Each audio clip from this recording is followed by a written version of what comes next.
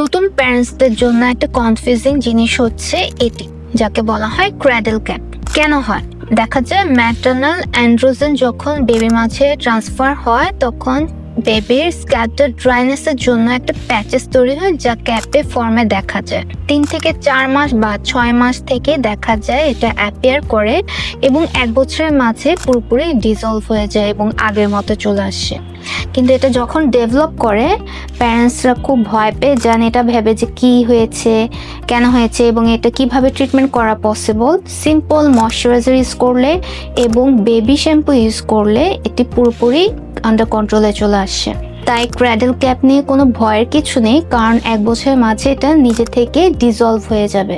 Simple moisturiser use করবেন, coconut oil হতে পারে বা যে কোনো বেবি অয়েল হতে পারে, এবং রেগুলার বেবি শ্যাম্পু দিয়ে মাথা ওয়াশ করতে থাকবেন। আপনার বেবি যদি এই ধরনের প্রবলেম হয়ে থাকে এবং আপনি কি কি ব্যবহার করছেন, কমেন্ট সেকশনে আমাদেরকে জানাবেন। Thank you.